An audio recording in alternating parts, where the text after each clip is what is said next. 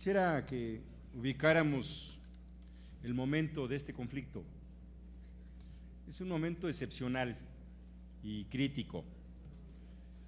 Es un conflicto que nadie pudiera haber pensado cuando se supo aquella madrugada del 10 de octubre que iban a transcurrir los meses y las semanas que han transcurrido y que este iba a ser un conflicto que persistiera hasta la fecha y que fuera tomando las modalidades que ha ido tomando. Son ya casi 10 meses en los cuales los trabajadores, ex trabajadores de Luz y Fuerza del Centro, han dado una batalla por su derecho al empleo, su derecho constitucional al trabajo.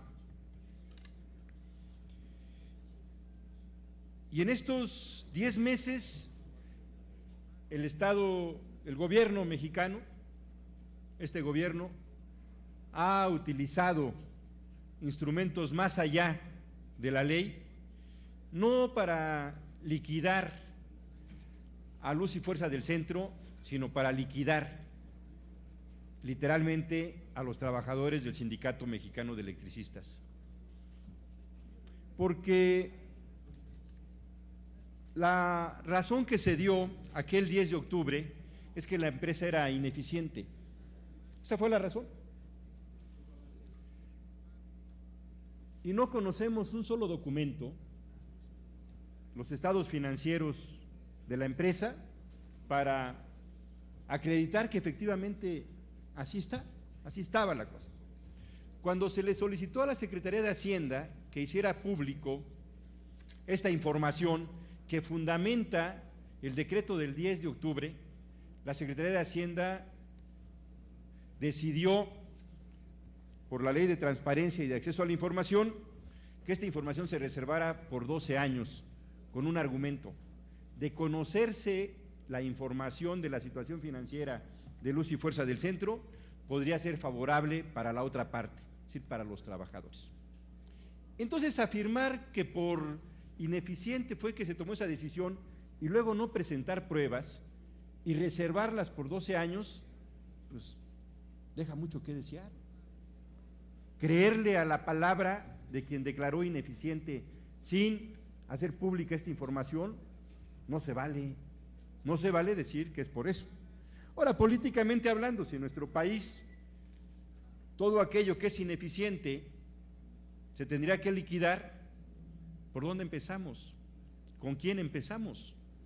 ¿Cuántos servidores públicos del gabinete tienen los resultados que todos conocemos? El gabinete actual va del gris claro al gris oscuro, sin resultados. Ahí está el tema de la seguridad pública, ahí está el tema del desempleo. ¿Y qué? ¿Los vamos a liquidar? Porque esa es la razón. O sea, si alguien es ineficiente, no puede con su trabajo, porque no sabe o porque no puede, no se puede utilizar ese argumento. Pero ese es un asunto que se ha ido resolviendo poco a poco. Lo que hemos planteado ahora es que hay un elemento nuevo. Hay dos personas que por su propia voluntad decidieron ponerse en huelga de hambre para ejercer su derecho al trabajo y que han planteado en este momento la figura de patrón sustituto por parte de la Comisión Federal de Electricidad. Eso es lo que están pidiendo: trabajo. A través de un ofrecimiento que hizo el señor Javier Lozano de que se iba a incorporar a la CFE a la mayoría de los trabajadores que fueran liquidados. Y eso es una mentira. No más de 1,700 trabajadores de los 42,000, pero de los 22,000 que decidieron en las dos primeras fases aceptar la liquidación, de 22,000 que aceptaron, solamente 700 han sido recontratados por la CFE. ¿Por qué no los 22,000? Porque presupuesto hay, tan hay que acaban de anunciar y se está llevando adelante ahora una tercera fase de liquidación por encima de la ley. ¿De dónde el señor Lozano está obteniendo dinero para ofrecer liquidaciones por arriba de la ley en una tercera fase? Pero además, Javier Lozano está usurpando una función que el decreto del 10 de octubre le dio al SAE, el organismo responsable de la liquidación de los bienes y de las jubilaciones de los trabajadores de Luz y Fuerza del Centro es el SAE, y quien está haciendo la liquidación es Javier Lozano.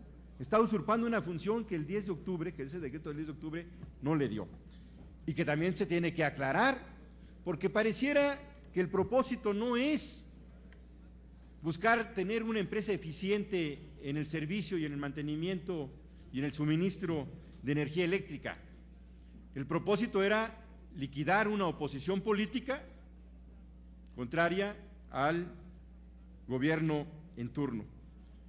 Decía yo que hoy vivimos una situación extraordinaria y crítica porque la vida de dos personas en su pleno ejercicio de decidir sus formas de lucha, y eso uno tendrá que respetarlo, compartirlo o no, pero tendrá que respetarlo, tenemos que respetarlo, se encuentran ya en una situación extrema.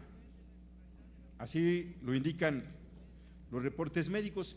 Y también no hay que entreverar las razones, senador Camarillo. Cuando usted comenta esta parte de la atención médica a la que hacía referencia el secretario del Sindicato Mexicano de Electricistas a los dos huelguistas de hambre, era porque el gobierno federal ofreció atenderlos médicamente en el curso de esta huelga de hambre.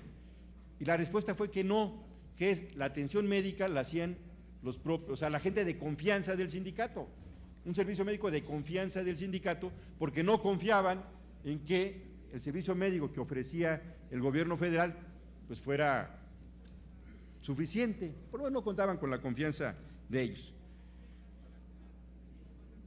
Pero una cosa es eso y otra cosa es lo que usted planteaba en relación a este asunto de los médicos.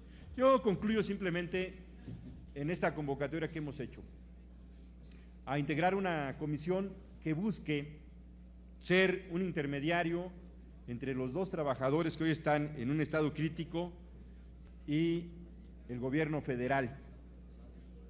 Y el gobierno federal al más alto nivel, quien puede resolver este conflicto. Ya fue claro que el anterior secretario de Gobernación, a pesar de que se reunió varias veces, no pudo resolver el conflicto. Ya fue claro que el señor Javier Lozano no tiene un interés de resolver el conflicto, él es parte del conflicto. Y yo creo que con sensibilidad podríamos proponernos una reunión el día de hoy con el titular del Ejecutivo Federal, el señor Felipe Calderón, y los dos trabajadores que están en huelga de hambre. De eso se trata esta comisión. Muchas gracias.